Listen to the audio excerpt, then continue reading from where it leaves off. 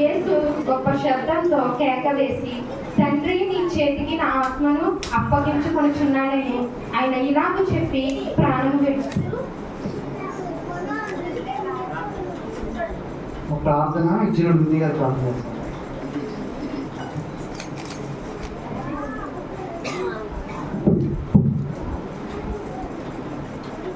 హల్లెలూయా హల్లెలూయా హల్లెలూయా స్తోత్రం స్తోత్రం దేవా స్తుతులకు పాత్ర ప్రేమ స్వరూపి నమ్మకమైన దేవానికి వేళను దేవా సకల ఆశీర్వాదములకు కారణభూతులకు శాశ్వతమైన ప్రేమతో మమ్మల్ని ప్రేమించు విడువైన మైన పుట్టుచున్న తండ్రి నీకే వేలాది వందలు స్తోత్రం దేవా నిత్యమునైన దూతంతో కొనియాడబడుచున్న దేవానికి స్తోత్రం దేవా యేసయ్య ఇప్పటి వరకు 6 మాటల్లో ప్రభు మీరు సహాయం చేసినందుకు నీకు వందనములు స్తోత్రం తండ్రి.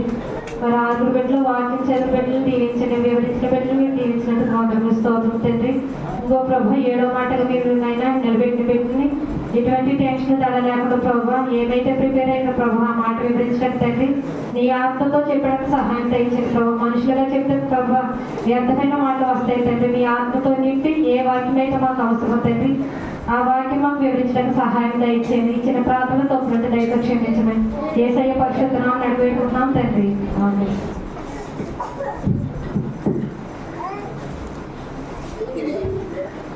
యేసుక్రీస్తు వారు శిలువలో పలికిన 7వ మాట లూకా సువార్త 23:46. అప్పుడు యేసు గొప్ప శబ్దంతో కేక వేసి, తండ్రి, నీ చేతికి నా ఆత్మను అప్పగించుకొనుచున్నానని ఆయన ఇలాగ చెప్పి ప్రాణం విడిచని వాక్యం బట్టి ప్రార్థన చేస్తున్నాం. వేలాది దూతలతో కొనియాడబడుచున్న మన యేసయ్యకు వందనములయ్యా. ఇప్పుడు వరకు 6 మాటలు ఎంతో గొప్పగా చెప్పించవయ్యా. నేను లాస్ట్గా 7వ మాట చెప్పుచుండగా నేను చెప్పేది నీకు తెలుసు కావున నేను కాదు కానీ నీవు నాతో ఉండి మాట్లాడించమని అడుగుచున్నాను తండ్రి. ఆమేన్. యేసు శిలువ మరణానికి సంబంధించి పాత నిబంధన కాలంలోని ప్రవక్తలు పలికిన ఎన్నో ప్రవచనాలు కొత్త నిబంధనలోని నెరవేరినట్లుగా మనం చూడవచ్చు. క్రీస్తు శిలువ మరణం గురించి తండ్రి అయిన దేవునికి ముందే తెలుసు. తను నెలకొట్టడం నాకు ఇష్టమే అని అంటారు. అలాగే తన శిష్యులని ఒకరి వలన తను అప్పగింపబడతారని ఘోరతి ఘోరంగా హింసించి చిత్రహింసలు పెట్టి చంపుతారని దేవకుమారుడైన క్రీస్తుకు తెలుసు. యేసు అది ఇష్టమై తన మనిషి కుమారుడిగా ఈ లోకంలో జన్మించారు. ఎవరి కోసమండి ఇదంతా? నీ కోసం, నా కోసమే కదా. ఈరోజు మనం ఆయనకి నిజమైన వారసులుగా జీవిస్తున్నామా? ఆలోచించండి. ఇప్పటికైనా పాపపు జీవితాన్ని విడిచి యేసుక్రీస్తును ఆయన ప్రేమను గుర్తెరిగి యేసయ్యను మన సొంత రక్షకునిగా అంగీకరిద్దాం. ఆయన చూపిన ప్రేమ బాటలో ప్రయాణించి ఆయనకి నిజమైన వారసులుగా జీవిద్దాం.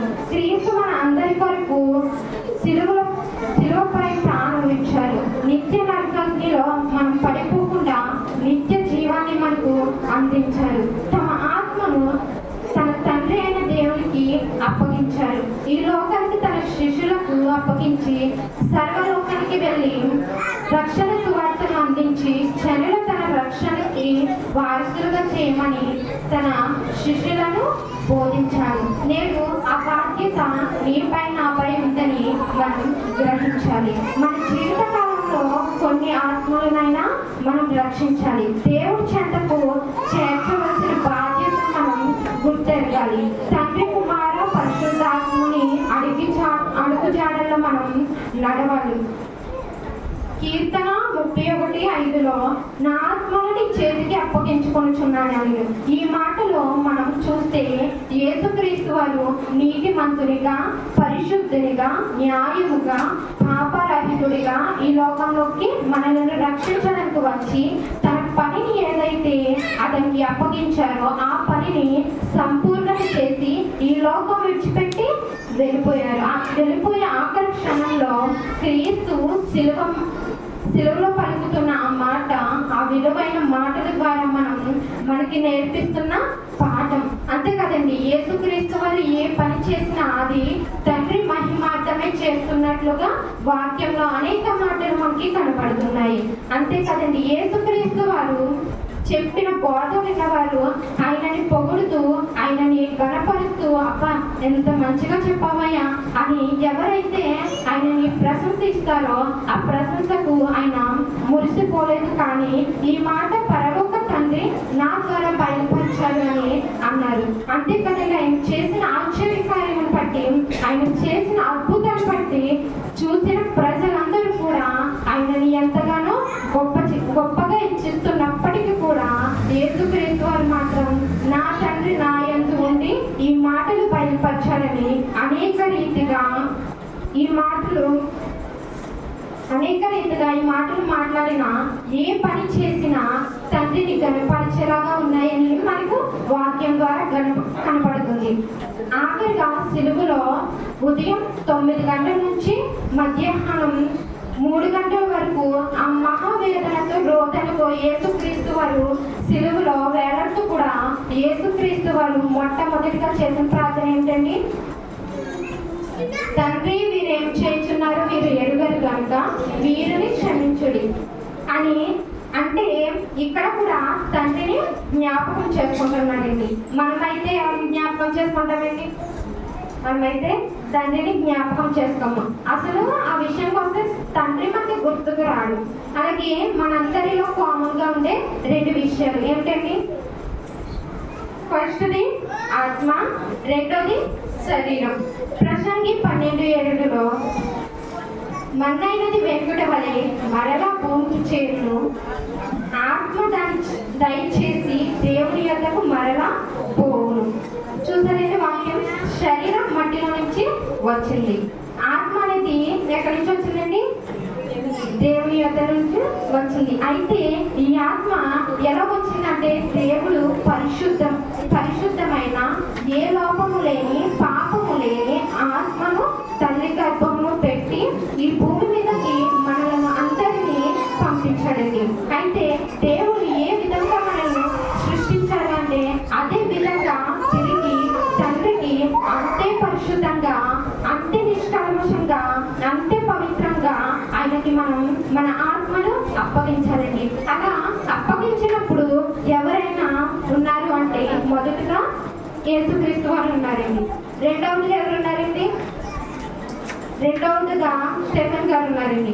అపొస్తలుల కార్యం 7:59లో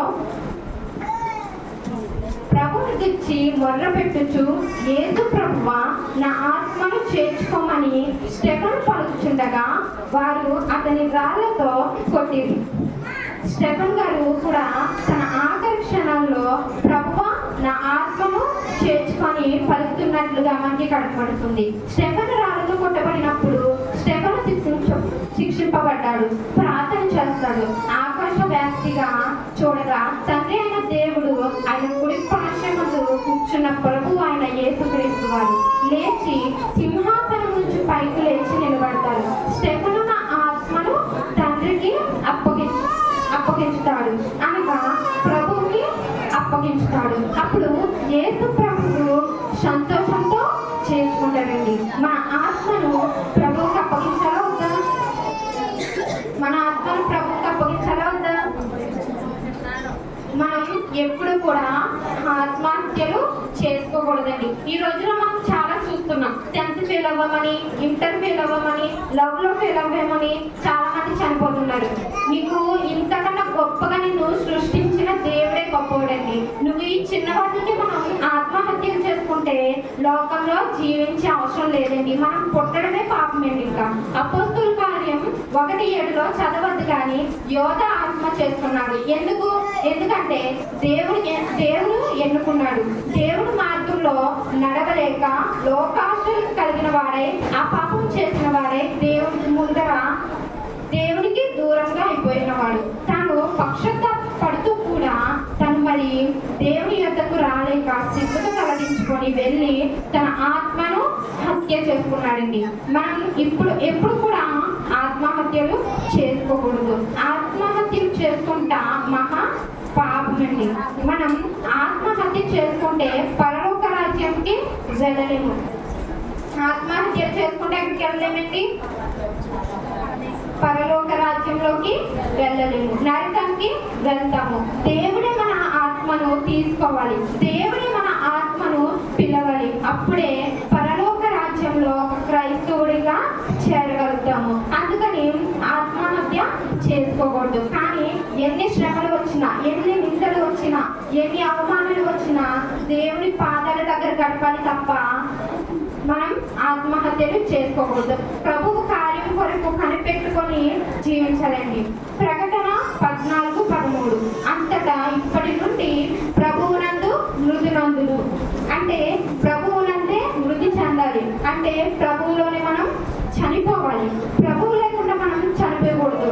ఒకవేళ అలా చనిపోతే అప్పుడు మనం నరకానికి వెళ్తాము. కాబట్టి ప్రభువునందే మనం వృద్ధి చెందాలి. కొలస్సీ 3:3లో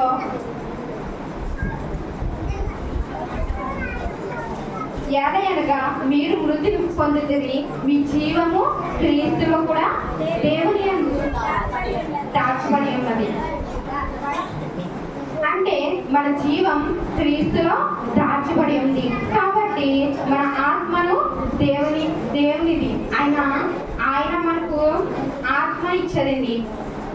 నా అధికారం 2 చదవదు, కానీ ఆత్మను మరలా ప్రభువుకే అప్పగించాలి. ఆత్మహత్యను మధ్యలో చేసుకోకూడదు. నిన్ను తల్లి గర్భంలో పుట్టించి మొదలుకొని నిన్నింత వరకు చేస్తే నువ్వు యవన దశలోకి వచ్చాక ఆత్మహత్యను మధ్యలో చేసుకుంటే ఎవరిదేంటి పాపం? మన దేవునిదా? మనదే.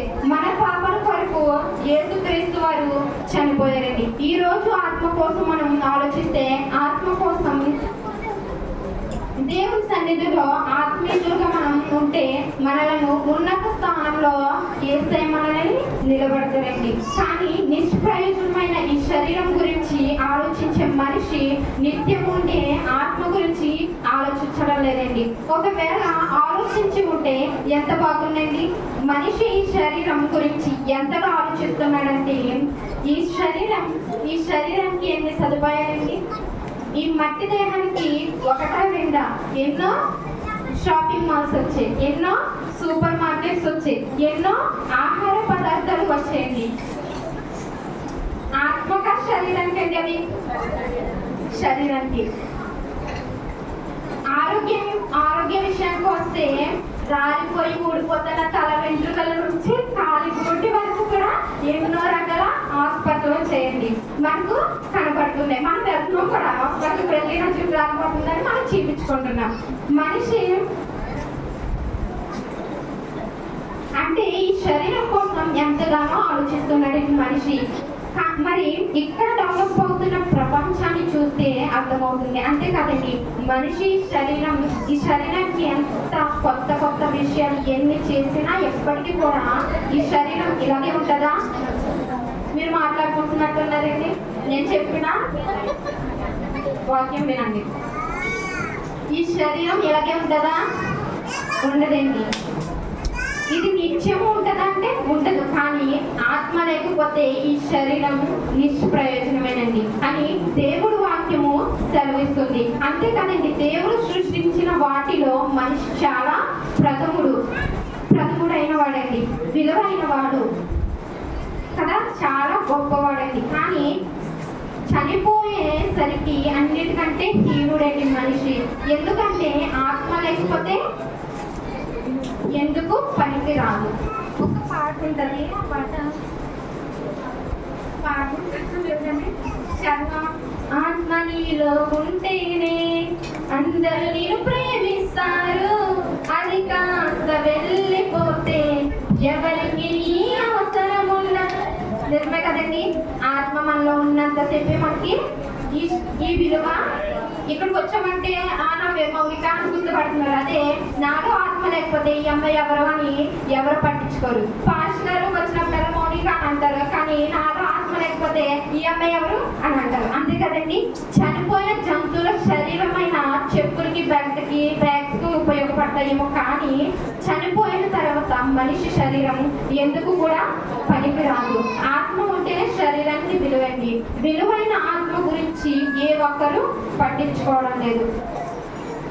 కాబట్టి శరీరాన్ని నడిపించది ఆత్మ, నిత్యము యుగములు జీవిస్తుంది. ఆత్మకి ఏ పాపము లేకుండా పవిత్రంగా పరిశుద్ధంగా చివరి క్షణాల్లో దేవుడికి అప్పగిస్తే దేవుడు ఆత్మను అంగీకరిస్తాడండి, ఆత్మను స్వీకరిస్తాడు. ఇది ఎలా అంటే మనం ఏదైనా ఒక వస్తువు, ఎగ్జాంపుల్ స్త్రీలు ఏదైనా ఫంక్షన్కి వెళ్ళినప్పుడు మెడపోతులో ఉందని అక్క లేదా వదిన వాళ్ళ దగ్గర నుంచి ఎవరి దగ్గర నుంచి అయినా ఏదైనా నగ తెచ్చుకొని అది దానికి వాళ్ళ పని మరవ ఇచ్చే సమయంలో అది ఏదైనా లింక్ కానీ తెగిపోయిందంటే వాళ్ళు తీసుకుంటారా?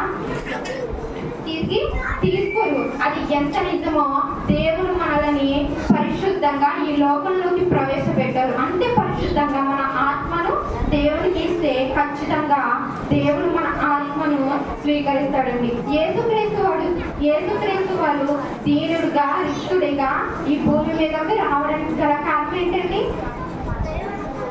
మన పాపాలతో అపరాధములతో మనం చనిపోతున్న మనల్ని తన శిలువ మరణంగా తన పరిశుద్ధ రక్తం ద్వారా మనం పొందవలసిన శిక్షను తాను పొంది మనల్ని రక్షించి మన ఆత్మను ఆయన యొద్దకు చేర్చాలని ఈ లోకంలోకి యేసుక్రీస్తు వచ్చారండి.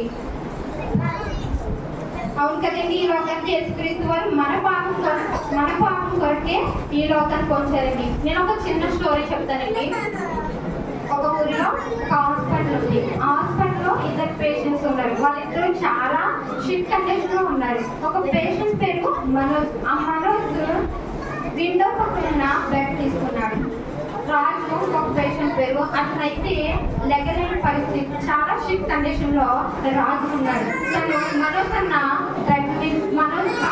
బెడ్ మీద అడ్మిట్ అయ్యాడు. అయితే మనోజ్కి లంగ్స్ చాలా పాడైపోయాయి. లంగ్స్ పాడైపోయిన గురించి ఒక గంట అయినా లేచి కూర్చుంటే లంగ్స్ లో ఉన్న బ్యాడ్ గార్డ్ అంతా ఒక మిషన్ ద్వారా తీసేస్తారండి. రాజు అయితే అసలు మంచం మీద నుంచి లెగలేని పరిస్థితి. కాబట్టి ఇద్దరు పక్కన కాబట్టి ఇద్దరు మంచి స్నేహితులుగా ఉన్నారండి. మాకు ఈ కష్టకాలంలో దేవుడు మాకు బాధను పంచుకునే స్నేహితుడు మాకు దొరకడని ఇద్దరు చాలా హ్యాపీగా ఫీల్ అవుతున్నారండి. కానీ ఒకరోజు లేచి మనోజ్ అన్న లేచి కూర్చోవాలి కదండి, అతనికి ఏమైందండి? మనోజ్ అన్నకి ఏమైంది? లంగ్స్ పడైపోయాయి కాబట్టి ఒక గంట లేచి కూర్చోవాలి. ఆ బ్యాక్ బ్యాగ్ అంతా తీసేస్తారు. అలాగే లేచి కూర్చుంటాడు. అప్పుడు రాజు అంటాడు, మనోజ్ అంటాడు రాజు ఇక్కడ విండో పక్కన ఉన్న గార్డెన్ లో ఎంత బాగున్నాయో flowers, red colour flowers, sun flowers, lily flowers, sun ఎటువైపు ఉందో ఆ డైరెక్షన్ లోనే సన్ ఫ్లవర్ తిరుగుతుంది అని చెప్తుంటే రాజన్న అవన్నీ కళ్ళు మూసుకొని ఇమేజ్ చేసుకుంటున్నాడు. అప్పుడు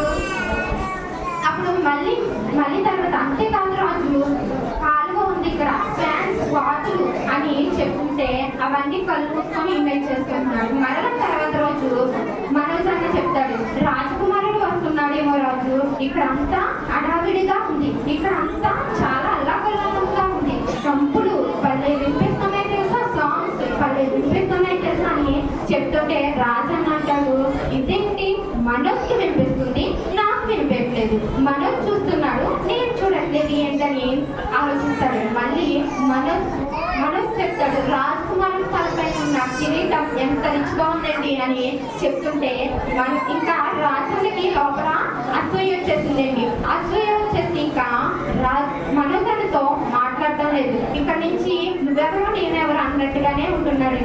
అలా ఉన్నప్పుడు అయినప్పటికీ కూడా మనోజ్ ఏమి పట్టించుకోవడం లేదండి. మనోజ్ పట్టించుకునేసరికి అయిపోయిందండి, 2 నిమిషాలు అయిపోయింది. ఇంకా అయినప్పటికీ కూడా ఆకలిస్తుంది. అయినప్పటికీ కూడా పట్టించుకోవడం. కానీ ఒక రోజు బాగా మనోజ్ అన్నకి హెల్త్ పాడైపోయిందండి. హెల్త్ పాడైపోయింది కానీ మనోజ్ అన్న చాలా విపరీతంగా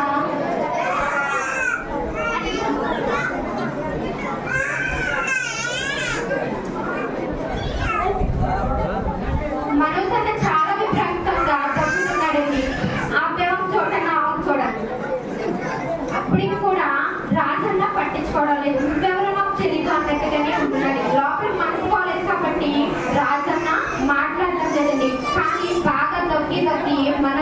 చనిపోయాడండి. రాజన్న అప్పటికి కూడా ఏం పట్టించుకోవడం లేదు. వాళ్ళిద్దరిని చెక్ చేయడానికి నర్సు వచ్చినప్పుడు అప్పుడు చెప్తానండి, ఏంటి ఈ ఇద్దరు చనిపోయి ఉన్నాడు అని, ఈ డెడ్ బాడీని తీసుకొని వెళ్ళిపోండి అని చెప్తాడు. అప్పుడు రాజన్న సిస్టర్తో, నేను విండో పక్కన ఉన్న కిటికీ పక్కన పడుకుంటాను నేను అని రాజన్న సిస్టర్తో అంటాడు. అప్పుడు సిస్టర్ అక్కడ చూస్తాడు. రాజు అనుకుంటాడు, నువ్వేనా చూడవలసింది, నేనే చూస్తాను ఇప్పుడు, నువ్వే నాకు రాబిలు అవన్నీ చూడవలసింది, ఇప్పుడు నేను చూస్తాను అని రాజన్న కూడా కొంచెం లేచి తొంగి చూస్తాడు. కానీ అక్కడ కిటికీ ఉండడం వాస్తవమే, కానీ అక్కడ ఏ గార్డెన్ లేదు, ఏ ఫ్లవర్స్ లేదు. అదేంటి రాజు నాకు ఎందుకు ఇలా, మనోజ్ ఎందుకు ఇలా చెప్పాడు అని రాజు అనుకుంటాడు. సిస్టర్ని పిలిచి అడుగుతాడు.